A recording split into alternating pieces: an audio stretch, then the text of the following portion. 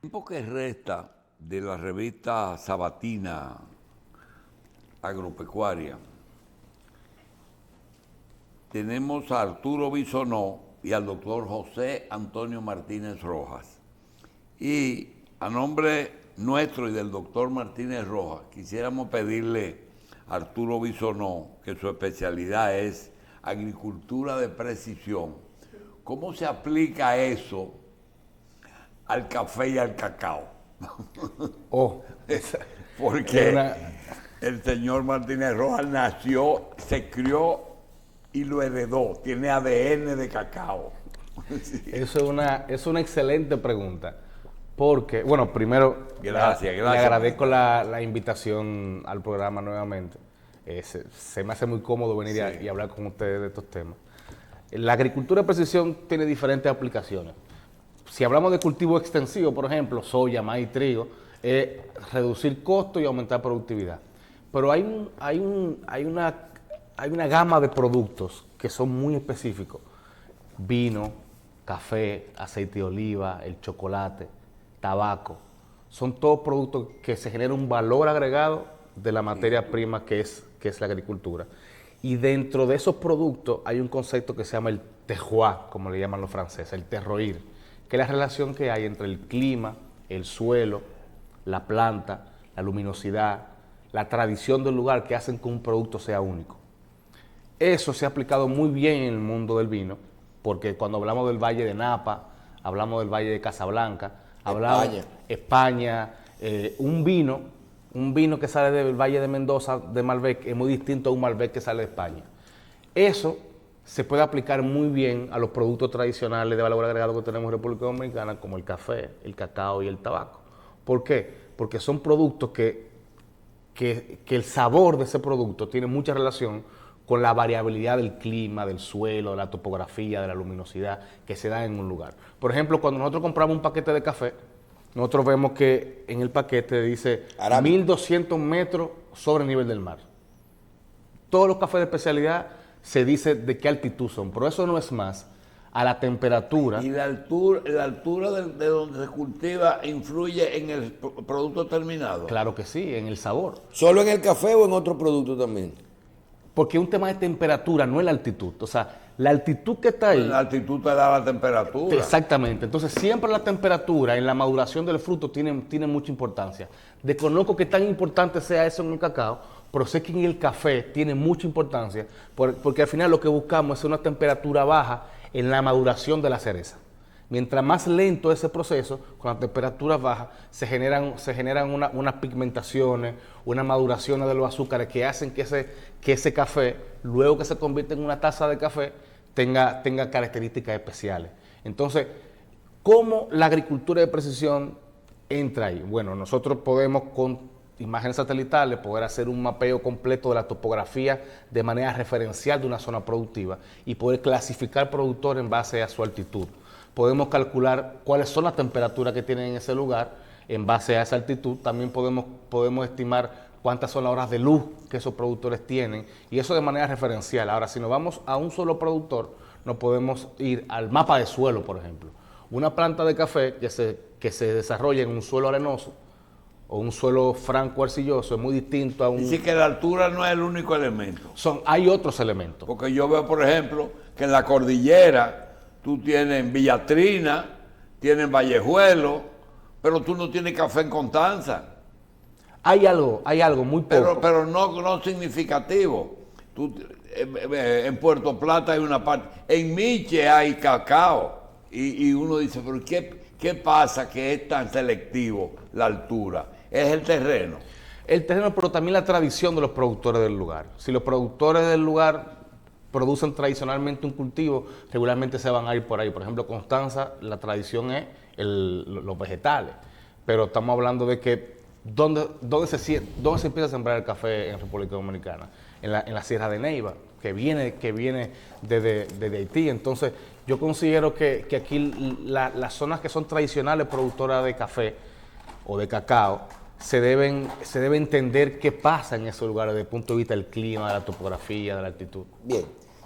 Arturo, hablemos un poquito ya hablando de todo esto de agricultura de precisión, y yo creo que más adelante hablaremos de lo que es el ecosistema, todo esto, pero si utilizáramos esto, el ecosistema en agricultura de precisión, ¿dónde estamos haciendo un diagnóstico hoy en el sector agropecuario en nuestro país? Yo creo que ahora mismo hay iniciativas individuales que son bastante interesantes, que son bastante innovadoras, pero siento que eso todavía no está moviendo la aguja. O sea, eso no se está traduciendo en mayor productividad sistemática en el sector agrícola.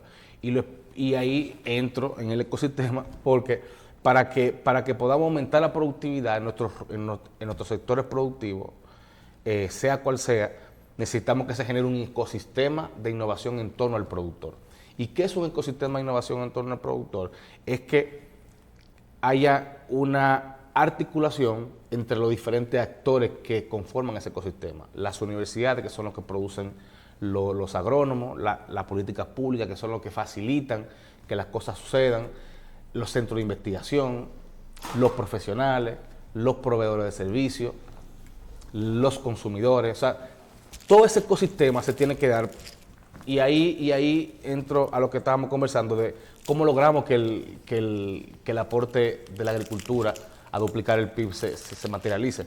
¿Qué han hecho los otros países? Todos los países que han duplicado. Usted está vinculando que para nosotros lograr esas metas de duplicar el PIB, el Producto Interno Bruto, creo que hay una meta al 2036 de que lleguemos a 200 mil millones en ese tiempo, que el sector agropecuario puede ser parte de eso. Es parte.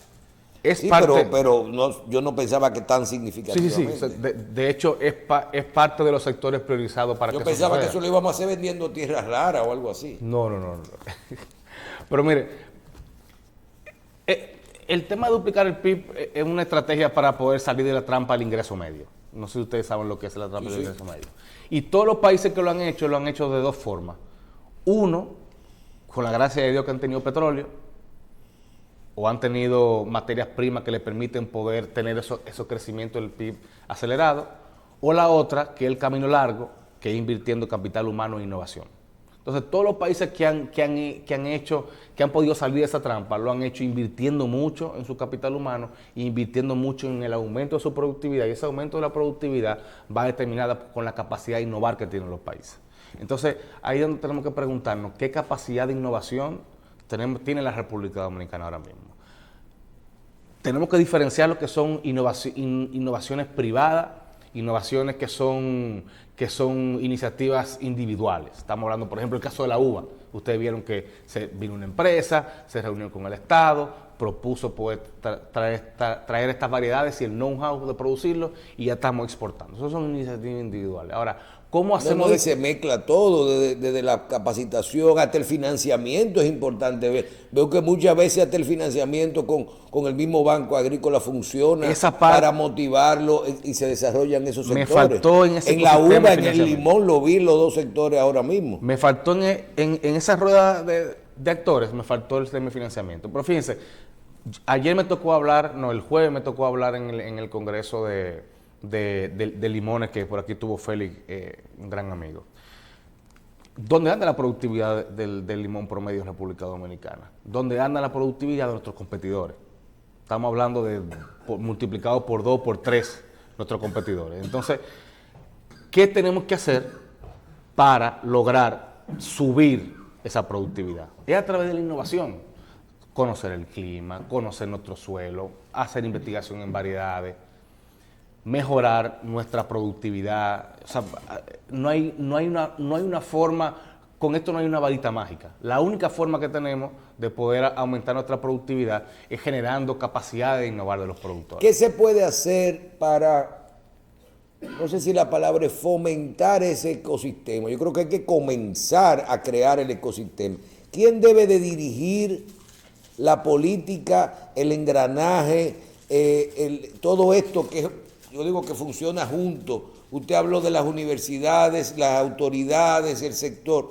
¿Cómo se pone todo eso junto para hacer un plan de acción y poder iniciar con todo esto para que eso se traslade a que todo el sector lo esté usando. Yo creo que aquí pueden haber dos catalizadores importantes.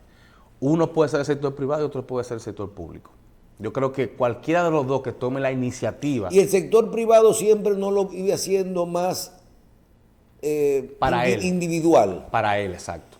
Porque yo veo productores que vienen aquí y te dicen, yo estoy usando todo esto de precisión en la tierra, en el análisis del terreno, en el tipo de suelo, en la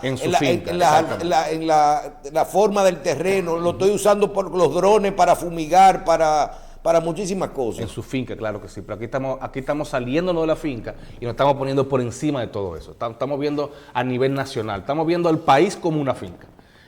Y ahí es otro concepto que se aplican. Entonces, ¿qué pasó en Chile en el 2004, por ejemplo? En Chile se reunieron y dijeron, bueno, Chile puede ser una potencia agroalimentaria y forestal.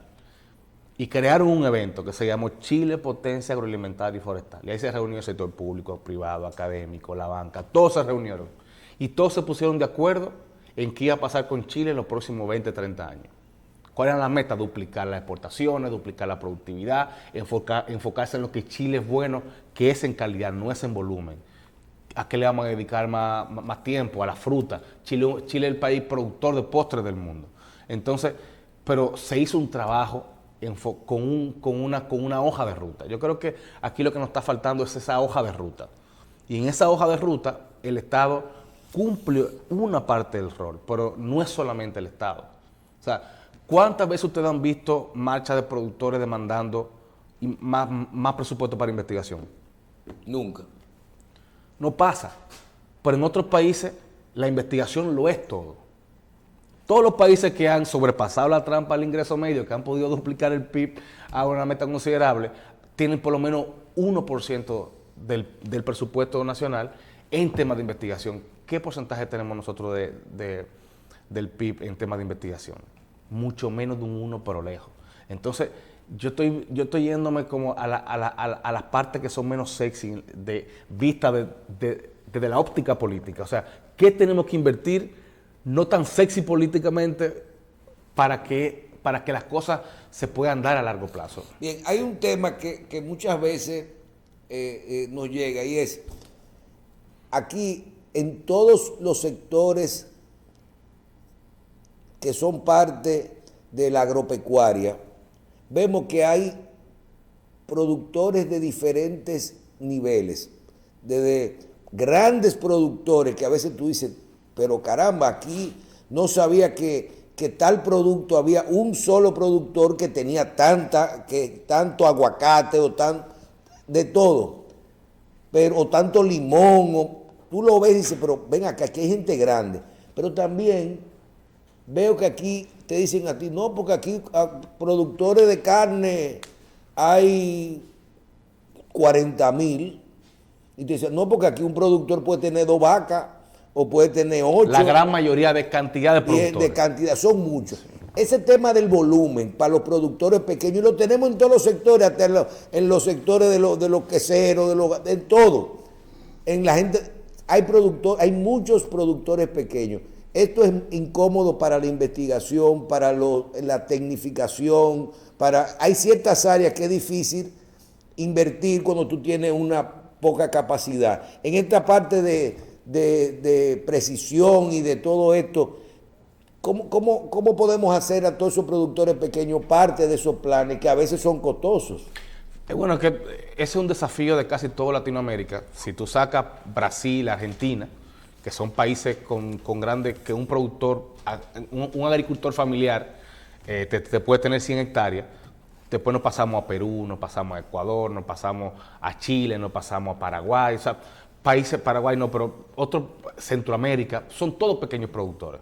Entonces, ahí el desafío es cómo a través de la asociatividad, lo que se hizo con la leche, comprar cosas con cooperativas y poder... Pero no ya viéndolo desde el punto de vista comercial, sino desde el punto de vista de economía de escalas para adquirir el conocimiento y la tecnología para ellos. Porque una cooperativa te permite que el productor pueda vender sus productos a través de la misma cooperativa, pero también ese espacio de familiaridad que se da entre los productores en una cooperativa les permite a ellos poder atraer conocimiento, atraer tecnología, atraer innovación y eso mismo permitirle a ellos poder aumentar su productividad y poder reducir costos y poder vender más. Entonces yo creo que República Dominicana tiene algo bueno en ese sentido, que no conozco un país con una mayor cantidad de cooperativas como República Dominicana, pero cuando nosotros nos adentramos en esa cantidad de cooperativas, hay muchos problemas desde el punto de vista organizacional, hay muchos problemas desde el punto de vista productivo. A veces tú ves en el listado que hay 200 integrantes de la cooperativa, tú vas a la cooperativa y nada más hay 5 reunidos a veces no producen nada. O sea, aquí hay que depurar esos listados de cooperativas y fortalecer los productores que realmente sí están trabajando y implementar estos ecosistemas de innovación en torno a esas cooperativas. Porque Bien, finalmente, Arturo, ecosistema de innovación, fomentarlo en nuestro país. Retoma esto. Si hoy tú dices, necesitamos esto, autoridades, universidades, el sector público, todo el mundo integrado, ¿cuál es el mensaje final y por dónde tú entiendes que quién debiera tomar la iniciativa hoy? Porque no podemos quedar en un mensaje que creo que a lo mejor no termina en ninguna parte si no buscamos un punto de inicio. Bueno, yo creo que este mensaje lo puede tomar o el Estado o lo puede tomar los líderes del sector del sector privado agropecuario. O sea, tenemos que sentarnos. Yo creo que lo podemos hacer tipo Chile, o sea, hacer un evento, hacer un espacio donde los líderes reales del sector agropecuario se reúnan y puedan debatir cuál va a ser el futuro de la agricultura dominicana en los próximos 10, 15 años. Yo creo que ese es un primer paso. Ahora, en lo que pasa eso, yo creo que cada uno de los actores del ecosistema tienen que cumplir su rol. Y ahí, no sé si usted ha leído el libro de Hábitos Atómicos, ¿lo ha escuchado? Sí, sí. Ese libro habla de crecimientos decrecientes. Y es que nosotros empezamos a aplicar mejoras pequeñas todos los días y eso al final en la sumatoria genera un gran cambio. Yo creo que todas las instituciones públicas, los productores, las universidades, tienen la capacidad de poder empezar a mejorar cosas sistemáticamente. Y eso son acciones inmediatas que a la larga, cuando nos toque prepararnos para tener un crecimiento disruptivo, ya va a ser mucho más fácil implementarlo. Bien, vamos a agradecer al ingeniero Arturo Bisonó, quien es especialista en agricultura de precisión, su participación con nosotros hoy. Y vamos a ver cómo le prestamos atención a esto, porque día a día, con todos los problemas que nos llegan, a veces tú te pones a ver cuántos sectores hay, cuáles son los problemas de cada uno, y parece ser que vamos a tener que comenzar a pensar en las cosas de resolver a mediano y a largo plazo, porque a veces no tenemos tiempo, tenemos problemas de mano de obra, pero todo el mundo tiene problemas de productividad, de eficiencia, de mejor costo. Yo creo que esos son los denominadores comunes para poder competir ahora. Un último comentario. Claro. Yo creo que usted ha dado la clave. Todos los sectores tienen casi los mismos problemas. Y para todos esos problemas siempre tenemos las mismas soluciones. Fíjense que de los últimos 20 o 30 años siempre han sido las mismas soluciones. Se le condonan las deudas a los sectores productivos, se les regalan cosas. O sea, no estamos siendo creativos en la forma que estamos solucionando los problemas. ¿Cómo solucionamos el tema de la mano de obra? Tenemos acción inmediata, por la larga invertir en tecnología. Pero la inversión en tecnología no es traerla, es investigar con ella. Entonces, al final, todo recae en lo mismo. Bien. Gracias, ingeniero. Gracias.